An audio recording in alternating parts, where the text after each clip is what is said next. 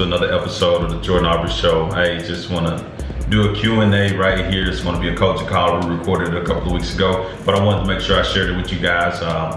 We've been having it for a while, but right now I'm just now getting it over to you. So thank you for being patient. Hopefully you get some gems out of this, and we're going to answer some of the top questions out there that people typically have, and you can get my opinion and my expertise on some situation and how I'll handle them. So with that being said, I hope you enjoyed. This is part one. We're going to be dropping part two here later on. All right, take care. You guys got any other questions? Some of these, sorry, go ahead, Diane. Some of these sites are referring to Homestead. Is that somebody that the original owner, or what does that mean? Homestead just means that's your primary property. So you actually live there. And that's all that means. Homestead is just you actually live there. Non-homestead means you probably inherited, or your landlord, you just own their property, but you don't live there. So it's your primary residence. That's homestead. Your question. Jordan, have you heard of a company called privatelenders.com? No, I haven't. Okay, now you're running one of those ads. They say it's part of connected investors and how to get matched with private lenders quickly. Like if I wanted to do a fix and flip instead of starting out wholesaling, that it's a really quick way to get buyers interested in your property. If you get a 70-cent deal. I just wondered if you'd ever heard of it. How to buy properties. No. I love Teresa's class so much. I took it 2 times.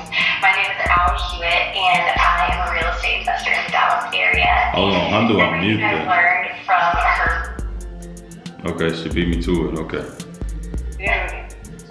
Okay, so on my end, all the private money that I ever use is all come from networking. Obviously, it's a little bit harder now because we're where we are, but even if you use private money from connected investors or private lenders, who I don't know what was the name was, but if you use money, you always want to cultivate a relationship. That way you can always go back to them, and then you can kind of change the terms, because I'll be honest with you, a lot of times when that first relationship is more like hard money than anything else, unless you guys are connected in a network such as this, because in a network such as this, we kind of understand the same terminology, everything, we've been taught the same, so it's easier to lend on the deals, and we kind of both know if this is a legitimate deal or if it isn't. So 9 times out of 10, we're going to bring you a legitimate deal.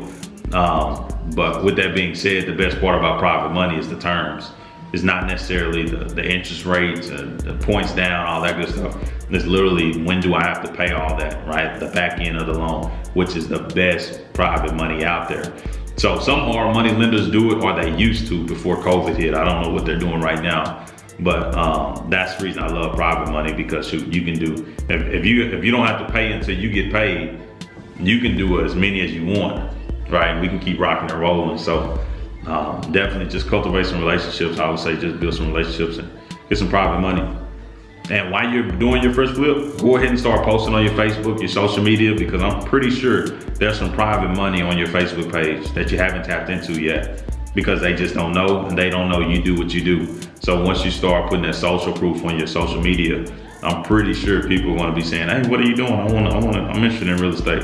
Hey, well, here's another property you can lend. You have an IRA, self-directed, right? 8% interest on your money, guaranteed, backed by a hard asset. Right, follow along the journey, and then they come in funded. There's a lot of teachers in that profession that has retirement accounts that's not doing anything. So a lot of them would be excited to even just learn about another way to make some money. Okay. Yeah, you're in the right field. You know some people. Yeah, for sure.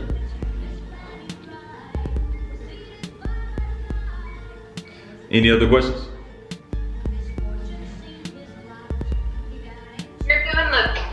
The BRRRR strategy, and you are doing the buy and hold, and you get it done, and then you go to refinance it. Doesn't the bank want to know what you're going to do with the money? Don't you have to Are they just gonna give you the money to refinance it, to put it back into another rental? Are you gonna have that ahead of time, or how does that work? So what the bank is going to want to know, they're going to see W-2s, they're going to know how much the property is renting for. So 9 times out of 10, majority of your lenders are going to want the property already leased out, and they want to know exactly what is cash flowing, because it's kind of like asset-based lending, right? When they give you that 75, 80, 85% refi, no, it's about 80% typically.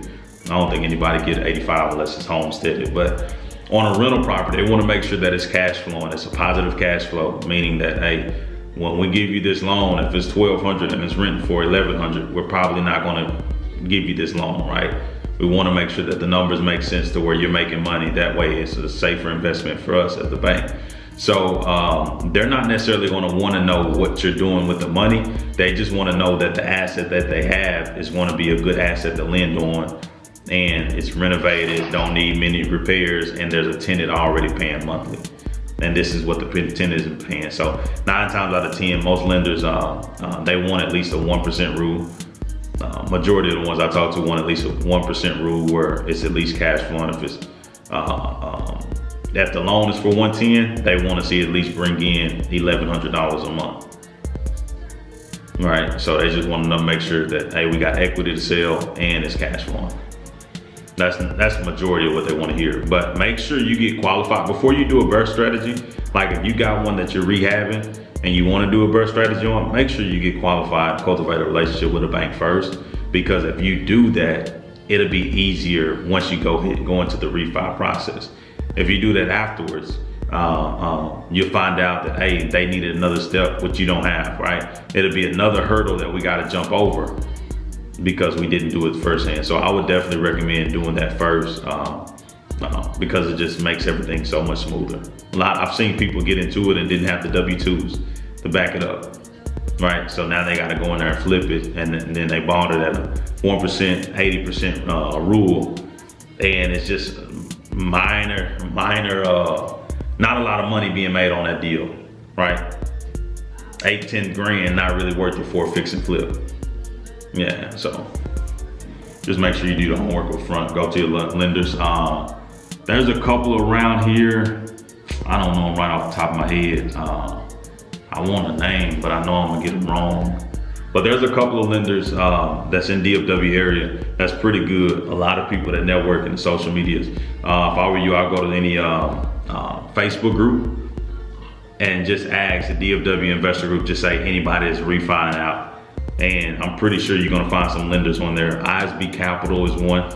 They got a real good loan where it's like almost like hard money, but they'll get you qualified before, make sure you get the conventional lending, and they'll actually give you everything you need for it and do the conventional lending right off the bat. So it makes it easier for you. But ISB Capital is the hard money company that has some long-term financing as well. But that way you can only do 10, is that right? You can only do 10 in your name, right? Yeah, you can only do 10 in your name. I believe entities can keep going, right? But I believe you can only do 10 in your name, but subject to owner finance, right? It don't stop just because they won't give you any money. It don't stop. And then you got non-QM lending, which is basically like a commercial loan for real estate, for single family residential. And those, if I'm not mistaken, you can do as many as you possibly can.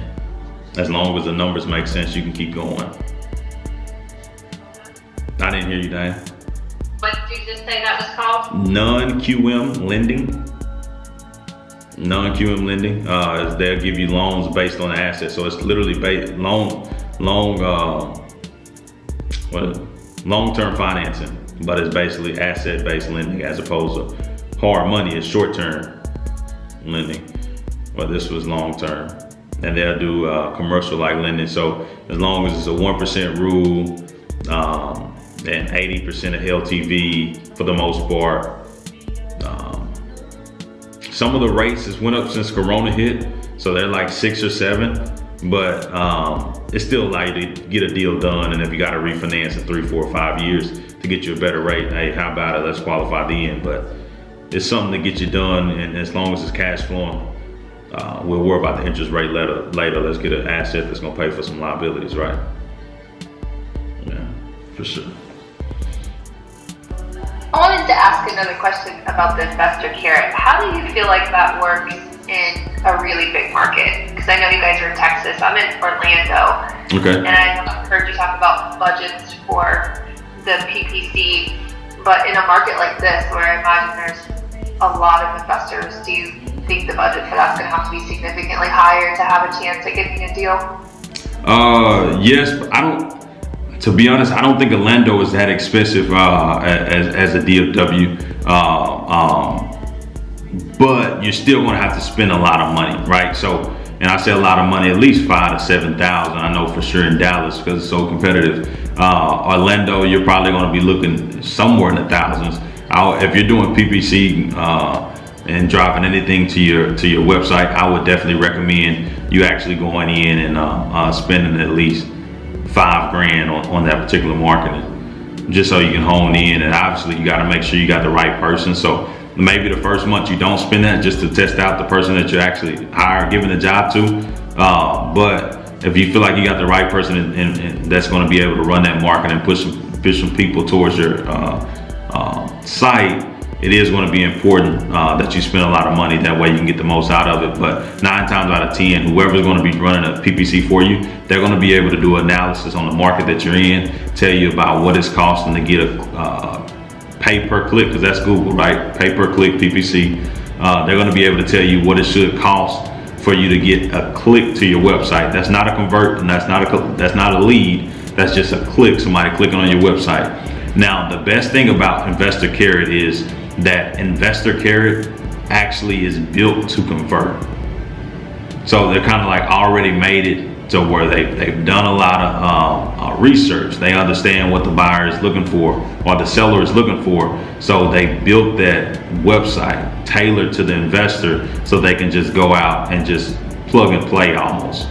Obviously, you do some things. You create some articles so that way your SEO is ranking, and you edit the page and make it personal. Put your picture on there. Put your About Me and profile. All your information in your About Me section. All that good stuff are About Us section. And then essentially, it's already built to convert them. So it knows how to turn that click into a lead, and that's very important. So as long as your website is converting, I would say go with that. If you know somebody that can build one out for you, that's perfectly fine. It'll cost a little bit more, I know, but it may be an investment that'll pay off in a year or two. But shoot, if you don't have the money to invest right up front, definitely Investor Carrot is an easy one to just get out rolling by the end of this week and have some live Google PPC going right now. Okay, and then one follow-up to that is, you're investing that much in marketing. Do you think it's better to get your feet wet on some other cheaper forms of marketing first, just as far as fielding questions with the seller before you maybe blow some leads just with inexperience, or do you feel like if you have the budget to start there? It's a little give and take. It depends on where you are already. If you already had a budget, or if you already come from a sales background, it'll probably be easier for you to just walk in and actually get what you need to get accomplished. If you don't have a sales background, yeah, you probably want to bump your head a little bit, get some cold calling, get some door knocking, because those are cheaper forms of marketing, and you can get familiar with the process. As far as sales though, there's some great books out there. Never Split the Difference is a good one for sales. How to Win Friends and Influence People is a great, I believe, underrated sales book. As big as it is, I still believe it's underrated. It has some great stuff in there. So that can help you out on the sales side of it. But yeah, cheaper forms of marketing are always a better way to go. But look at this as well. So when you're talking about cold calling, right? If I call you today, that's really no indication of you actually purchasing or you wanting to sell or even purchase my product, right? I just called you out the blue. So essentially it is a cold call. Now, when you're talking about PPC, how many times have you actually Googled food near me and you tell me how did it go? Did you wait 2-3 hours or maybe a couple of days to eat? or were you ready to do business right now? So you got a little bit different clientele. I had a guy, now he's a seasoned investor. He just jumped into some PPC. Now you guys know him, Clifford, right? He just jumped into PPC and we just talking. He just spent $5,000 on it last month. His first month, he got literally 2 leads. He literally got 2 leads in 30 days of PPC. One of them was a contract, right? So where you talk about, and I don't know if it's the best contract. I don't even know if he's gonna get all his money back. But he got a contract and 2 leads. So he has an active buyer, somebody that's interested in doing business with him now. I don't know where the hole is as far as generating leads, but I know that seller is ready to actually sell their property. They're interested in selling and closing quick. And that's really what you're gonna come down to. It's really hard to mess up those leads because they are active. I remember my first one, I literally walking my dog, met the seller at the house in 30 minutes, left the house. The seller was calling me and trying to get me to hurry up and send the contract. That's how motivated he was. And then we ended up renegotiating down extremely. And I ended up making a $20,000 wholesale fee on that one, on a sub 2, something that I've never made over 10 grand on a subject to property. So to make 20 grand on a sub 2 was beautiful on a property that shouldn't even close. It couldn't even close cash. So it was a good deal for us. But anybody that get on the internet searching you or searching to sell their house, best and believe they are ready to do business now. So that's just my take on it. But you can definitely dabble in it if you want to spend $1,000 a month, or you want to keep it low just to start off and see if you can generate a couple of leads and get lucky. You can. But I always say I like to go hard on everything. So I always recommend just if you got the money, let's put it in there and let's see what we can do. I know that was a lot. That's good. Thank you. But No when you were problem. comparing to Clifford, I know he's a closer. I'm not there yet, so. Yeah, Clifford dubbed himself the closer before any deals. Like he just started saying it and speaking it into existence. So when you hear Clifford the closer, like Clifford wasn't the closer when I first started. Clifford had 0 sales skills. He never sold anything, I don't think, a day in his life. Obviously, he picked up a lot of books. He's done it, but I think it's more of just believing that's who he is, and ultimately that's what he's become. That's what he's become. He's become Clifford the cowboy closer. But he dubbed himself. He gave himself that name. Now everybody else know him by that. I like it. So whoever want to be the closer next, all you got to do is give yourself that name. You guys got anything else for me? I like you guys' questions. Y'all ask some good stuff. I don't want to monopolize, but I do have another question if no one else does. Let's do it.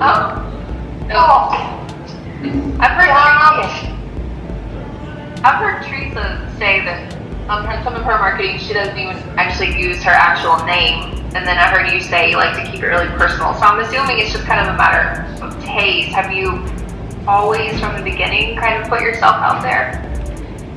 No, because Bandit Signs made me my first 6 figures in the business, right? When I hit it big and did 6 figures in one summer, that was all from Bandit Signs. So on Bandit Signs, I didn't even use my name, and the city gave me a warning. So literally, I was changing up my name. Then I was John on the phone, and then when I get to the meeting, hey, we're going to be sending Jordan out there to the meeting. All right, same guy, just giving myself different identity. So no, it just depends on what kind of marketing you're doing. But obviously, the more personal it is, the better it is. And the thing about it, it's just with building rapport, period. So I talk about form, family, occupation, recreation, right? And then motivation. But if you guys ever heard of it, it's just a sales acronym. But what brings us, like, all of us can relate in that form, right? We're either a son, a daughter, a mom, a father, right? A brother, a sister. We can all relate in that way. Occupation, obviously, other people got different occupations, but 9 times out of 10, You can relate to people in occupations. I was a school teacher. I'm not a school teacher anymore, right? So even if anybody say they're a school teacher, I can say, oh, I used to teach, right? And automatically we got some kind of form of rapport built. So family and just making it personal just allow us to be just like that person. And people do business with people that are like them. And that's what they like to do. So if you're over the top type of person and your seller is an over the top type of person, they probably want to do business with you.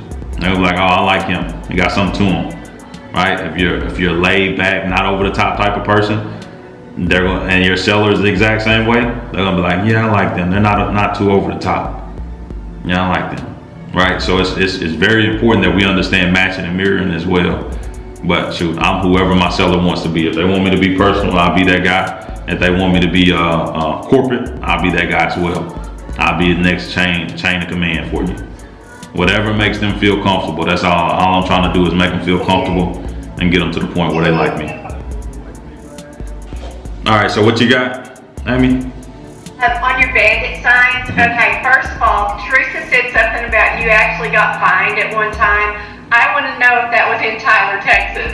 So yes, so I didn't officially get fined. What I got was official warning, because they got to give you a warning before you actually get fined. So yeah, we got served a warning right there at my brother's doorsteps. And the crazy thing about it, Amy, there was literally 10 boxes of Bandit Signs sitting right there in the foyer. So yeah, they saw us, but all we did was go in there and order another number through Grasshopper, and we changed it up.